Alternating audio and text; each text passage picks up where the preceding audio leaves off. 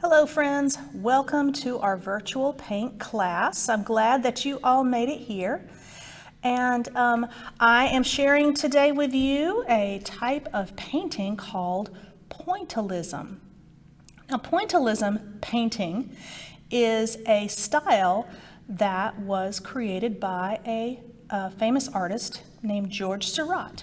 And I wanted to show you what we're doing. We're going to be painting some flowers today. And in this painting that I've done, you'll notice something.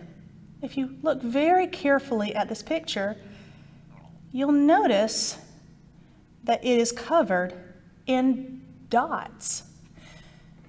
Dots are using the point of your paintbrush. So that is why they call it pointillism. And I'll pull it closer to the camera so you can really see each of those dots. And you'll notice that some dots are blue, and some dots are green, and some dots, it looks like the colors have kind of mixed because I have taken maybe a yellow dot and put it near a green dot. And it just changes the color just by being close to each other.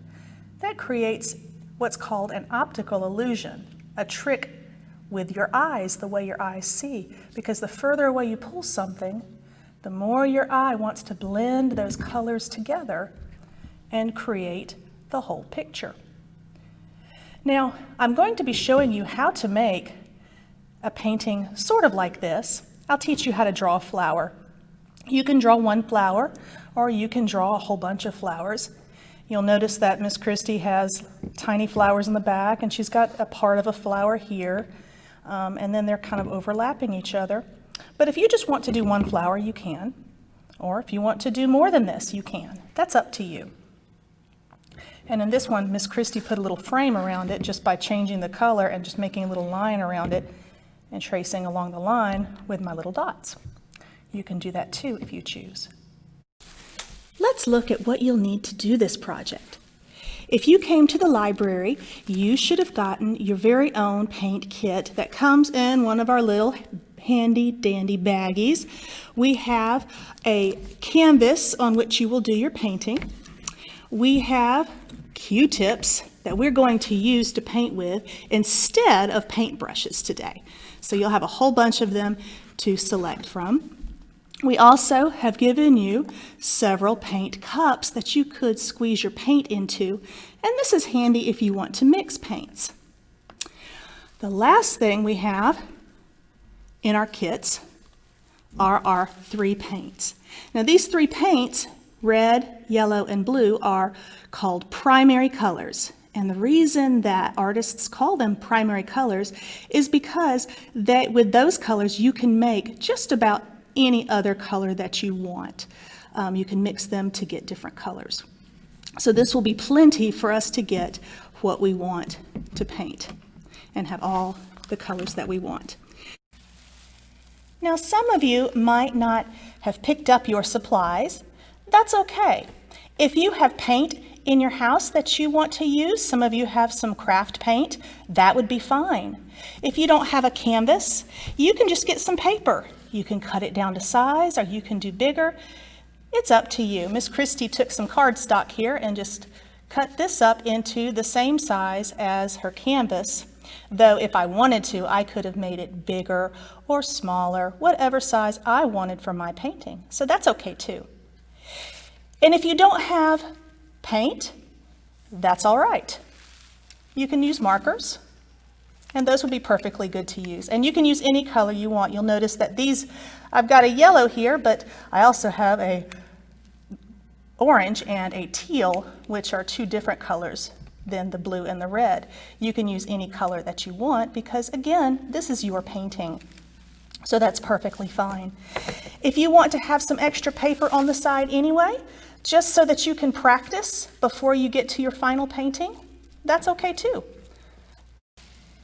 The other thing that you might want to look around your house and make sure that you have is a pencil.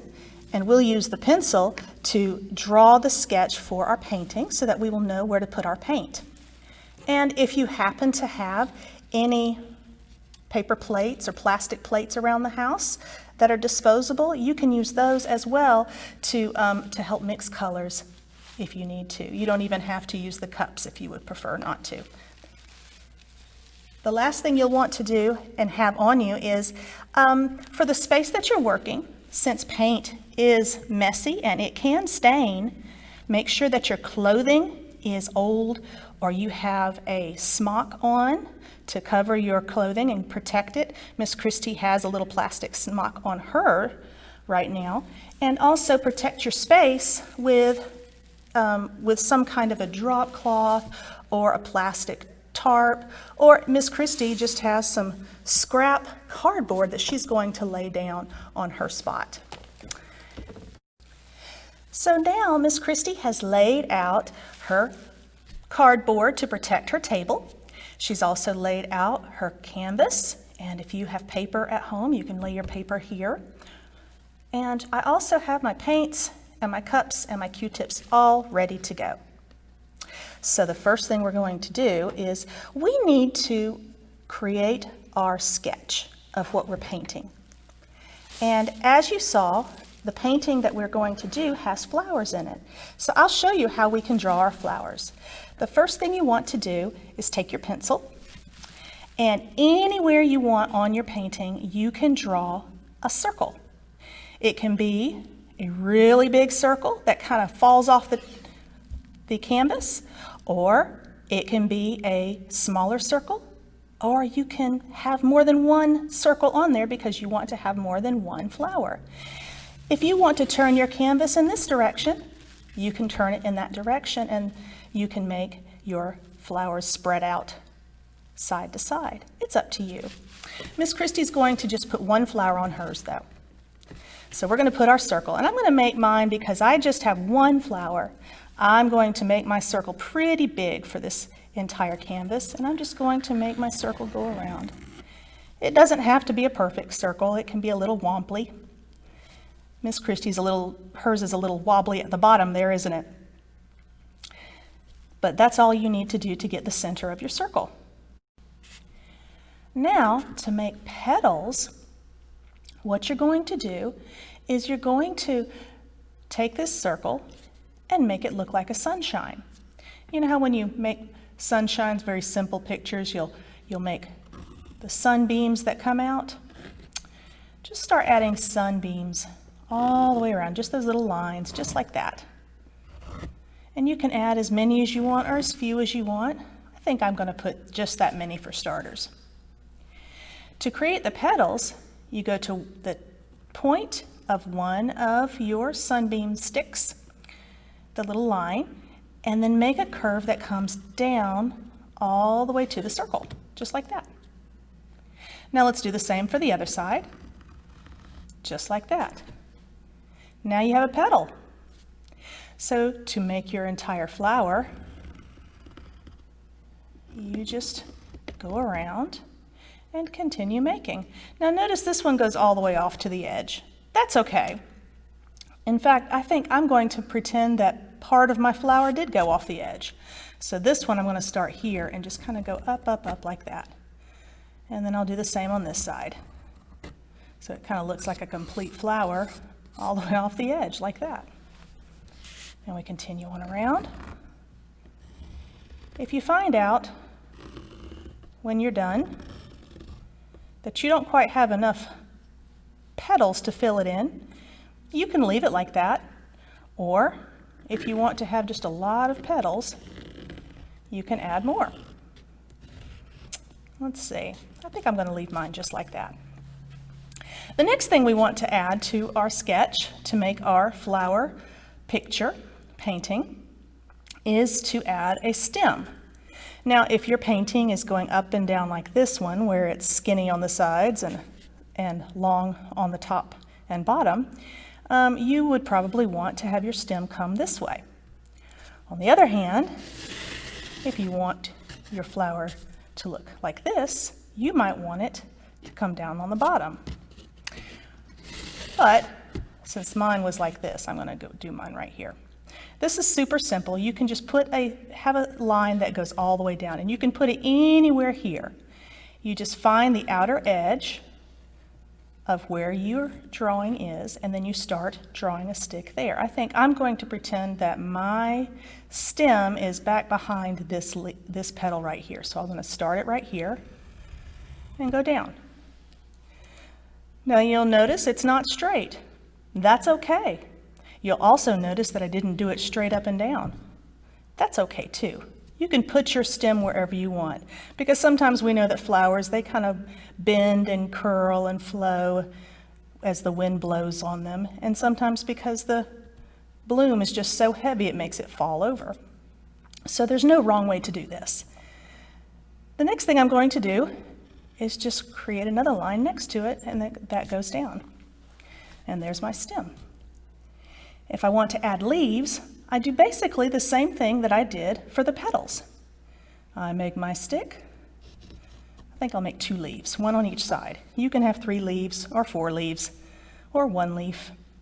And I think I am going to make mine so that they are not even, because they don't have to be even on both sides. You can make them any way you want to though. And then for this one, I'm just going to make my curve a little bit more round than I did for the petals.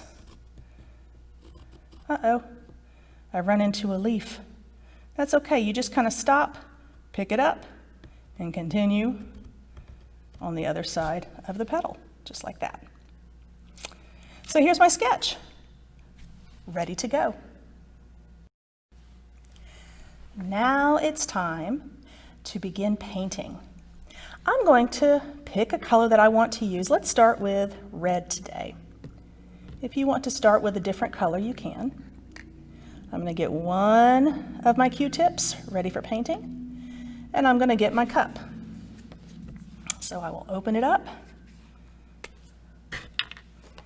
and I'll just shake out a little of my paint. And I'm just going to squirt a little bit down in there. It doesn't take a lot. Just that little bit is plenty for starters. If you run out of paint, once it's empty, you can add more. So I'm going to start with my red. Now, I'm going to move my sketch to one side. I'm going to get one of my pieces of paper that I had as a scratch paper. And when we're painting, we're going to dip right into the paint, just like that. And what we want to do is, since this is pointillism, and pointillism is dots, as we discussed, we're just going to push the tip, the very tip part right there, and put it right on our paper. Pop!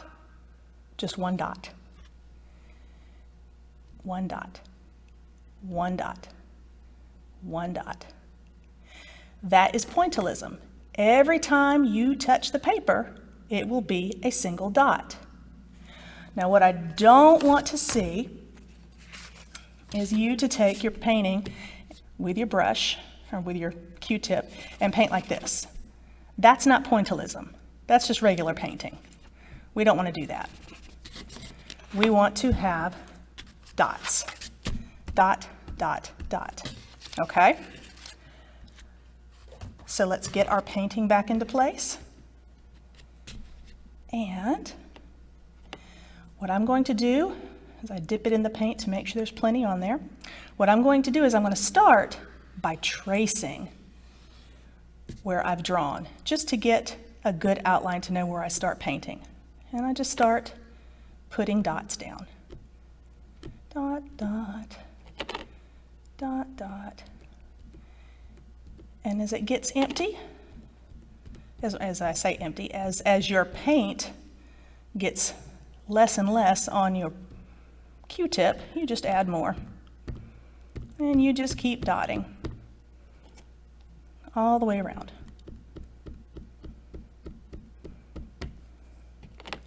It doesn't have to be perfect.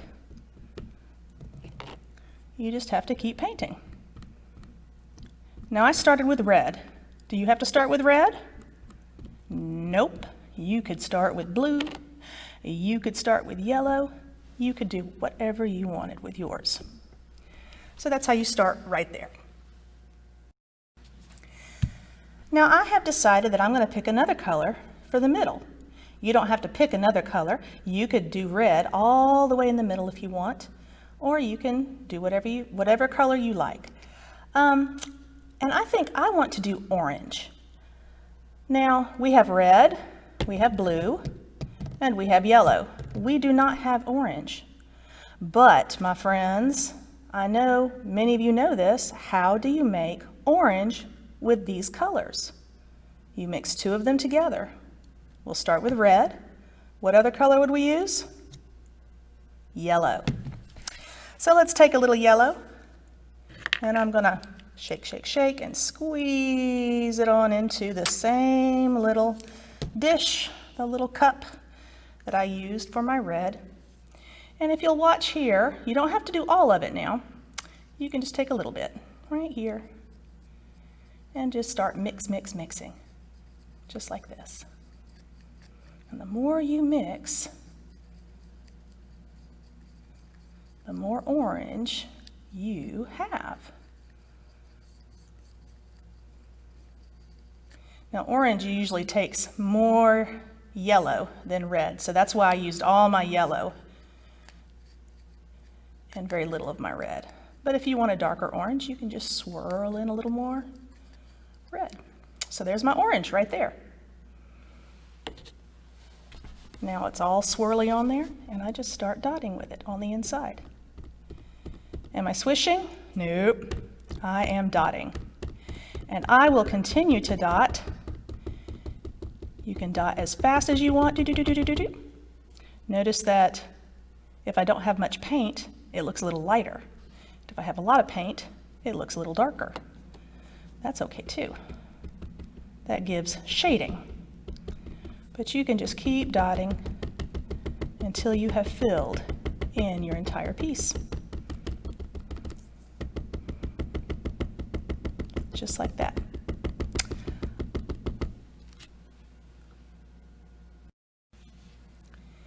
Now, as you can see, I've been working for a little while, and I have just been dotting and dotting and dotting until I have all the way around here. Now, if I wanted to, I could continue on and fill in this entire thing, but I thought I would be a little fancy. What I can do is get a little more yellow. I think I want to do the middle, a nice bright yellow color. And I'm not going to worry too much about the colors mixing. If you're worried about that, well, that's why you have a whole lot of Q-tips. You could pick a different Q-tip. But I'm going to keep using my orange Q-tip because I wonder what would happen if I just dipped that right into the yellow and just started filling it in. And I'm just going to fill in the whole thing and keep adding yellow as I go. That's creating a very interesting shade of kind of orangey yellow, isn't it? It brightens it up. The fun thing about pointillism is that it blends colors like Miss Kristy's doing. I'm just letting the colors happen where they are on my brush, but they also blend because the dots are right next to each other, and that kind of creates the illusion that colors are changing. So there's the inside of my flower. If I wanted to add other shades, I could too. In fact, let's do that. I'm just going to decide to do that. I'm going to get a brand new one this time and dip right back into my red. I think I'm just going to add a little bit more red just to see what it looks like. If you want to pick a different color, you can. It's up to you. This is your flower. All the way around. There's no wrong way to do this, except you have to do the dots, but you can pick any color you want. Just make sure you do it dots. You could do it with lines, but then it wouldn't be pointillism. It would be called just regular painting. All right, very nice start. Now, if I want to paint my stems, I would need to do that probably in some shade of green. Again, we don't have any green, do we? To create green, we're going to blend some more. So I'm going to get another one of my cups. And again, if you don't have cups at home, you can also use a plastic plate, and you can just put your colors at different places on your plate. So to make green, we start out with yellow.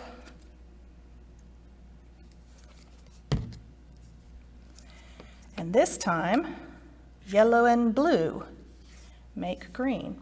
Now blue is a very strong color, so a lot of yellow and a little bit of blue. If I can shake it out, put it right in there. And we're going to get our little fresh Q-tip, and we're just going to start blending. Now I'm going to start with the yellow, and I'm just going to start dragging a little bit of blue in there at a time. See how I just put just a tiny bit of blue? And look how bright that green is already. Does not take much blue at all to make a nice, gorgeous green. So I'm going to swirl that together until I get what I want, the color that I want. I can make it a darker color by adding more blue. I can make it a lighter color green, darker color green. I can make a lighter color green by adding more yellow. So there we go. There's a nice green right there. Nice, almost emerald looking green.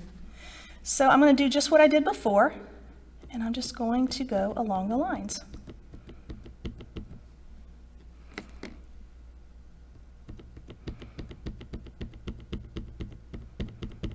Just like that. And then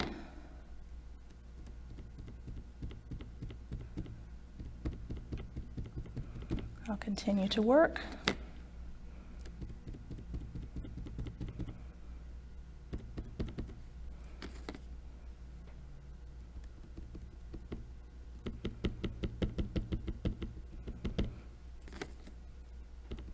Just like that, to trace the rest of my leaves. So what do I do next? Well, you could use the same color green if you want. I may start out with that and just start filling it in. A little paint looks darker. A little paint looks lighter. A lot of paint looks darker. So I'm just going to play around. I think I'm going to see what happens if I do half of them. And then maybe with this green, I'll just dump it into the yellow and just put it directly on there. Ooh, that makes a nice different shade of green right there. I like that. And notice the colors are kind of next to each other, a little bit swirled together, but kind of next to each other too. And again, with pointillism, that creates an illusion that blends them with your eye. So there we go, there's some leaves. From here, you can just continue doing dots in any color you want. If you want a blue sky, you can have a blue sky. If you want blue petals, you can have blue petals. If you want it darker, add more paint. If you want it lighter, add less paint. So Miss Kristy's going to paint for a while, and you can paint too, and see what you can come up with, and we'll check back in a few minutes. All right, I'm checking back in and seeing how everybody's doing. I can't wait to see what colors you have picked for yours. I like the idea of that blue flower, so I traced my petals in blue. But as I was working, I began to think, I wonder what would happen when I mixed a little red, like in my center here on this edge, and blue. So I put a lot of red and just a little bit of blue, and I've got this interesting dark color. So let's see what happens when I start adding that. Just those two colors mixed together, just a little bit. So as you all probably know already, if you mix red and blue, you get purple. And if you just mix a little bit of blue, it kind of turns into more a maroon color. But the more blue you add, the more purple, deep purple it becomes. So we just kind of have that little mix that had a little bit more blue on this side and a little bit more red on that side. kind of like that. I think I'm going to continue painting with that and just see what happens with it. Now I have finished my petals. I kind of like how that turned out. All those dots, they're starting to come together. Now I have to decide what I want to do with my background. You can make it any color you want. So I have decided I'm just going to keep green on there. And what I've done is I just put a whole lot of yellow right here and just added a little bit of that other green. And that has created a nice lighter color green. Can you see the difference there? So we have a dark green right here and a light green right there. So that's the color that I'm going to use for my background, and I'm just going to start painting with it. Now, a trick you can do, notice how when I painted this light green, I went all the way up to the edge of my stem. Another thing you can do, which is fun, is just leave a little bit of an outline. That's another way to do it. All the way around, like that. And if you do that, it kind of makes that leaf stand out a little bit, doesn't it? Even though those two greens are very similar colors, you can see it very clearly there. Just like that. And I would come up on this side. I think I'll go all the way to the edge with this one. And just continue moving. Now, have you noticed that when I touched that blue up there that was still wet, it kind of blended right here, didn't it? And it created another color. That creates a little texture, is what they call that. It just adds interesting little things to your painting. It's okay if they blend a little bit like that. I like that. I think I'm going to fill in that spot right there. And I will continue adding. I think I'm going to move right down here and do the same trick I did right here where I didn't quite touch, and I created an outline where it didn't touch. I like how that turned out, so I'm just going to do that right there. Just a little bit right there. Boop, boop. Okay. And I will continue filling it out here. And I'll keep going and going. So let's work for a while some more. I wanted to come back here and show you a little trick that I did as I worked. When I was working down here, I had all of my dots very close together. And while that creates interesting little shapes and textures, especially if I let some of the others blend, I decided to see what would happen if I spaced my dots out. And as you'll see, if you just kind of look at it, it gives the illusion that the green is getting lighter up towards the top of your painting because the white areas kind of mix with your eyes with the green dots, and it makes it look a little lighter. I could leave it like that, or maybe I could see what would happen if I just added a bunch of yellow. So I'm going to take my yellow that I had over here, even though I've got a little green mixed in with it, and I am just going to start adding a few dots of yellow to see what happens here. That's a very interesting look. I like this. So I can continue filling it in. I think I will continue filling this in with yellow on top. Now, as you can see, I've added a lot of yellow here. And what I'm going to do is I'm just going to keep on tapping. And as I tap, you will notice that the green and the yellow just start mixing a little bit together. I'm just going to keep going and tapping all over until that fills in. And that's the way you can blend your colors a little bit, by just letting them tap next to each other. Oh, look here. I see a little bit of orange that snuck in there. That is okay, because that adds a little character to the picture too. When you have colors that are blue or green, those are called cool colors, and they make your picture feel a little bit more soft and restful, like maybe you're in the water or you're sleeping under the trees. But if you have a color like red or orange or yellow, those are called warm colors. And whenever you add warm, that just makes your picture pop a little bit more and look a little more busy. So there you can see, I put a little orange there. That section looks a little warmer than this section over here, which has more green.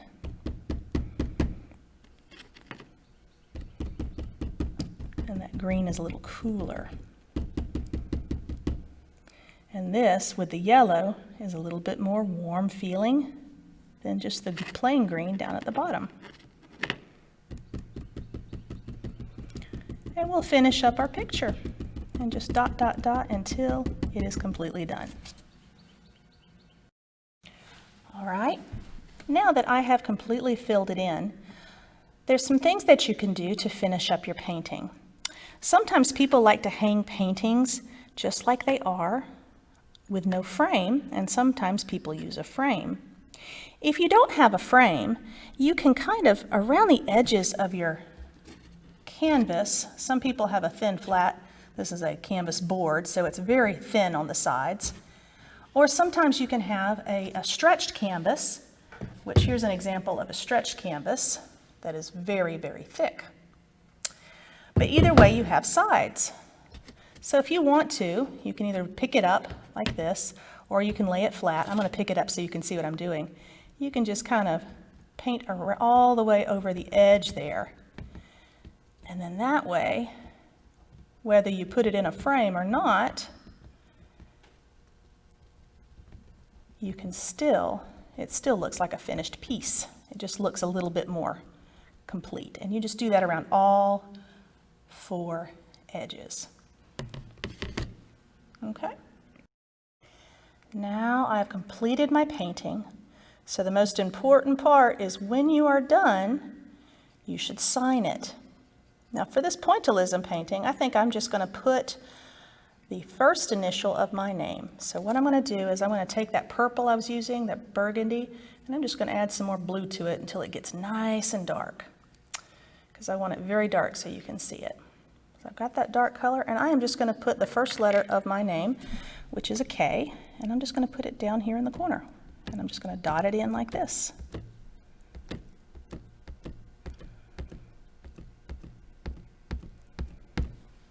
And I am finished with my painting. I had a lot of fun with this. I hope you did too. Let's see what else you can make with your dot skills that you have learned, your new pointillism skills. Thank you for sharing with me today, and we will see you on another day.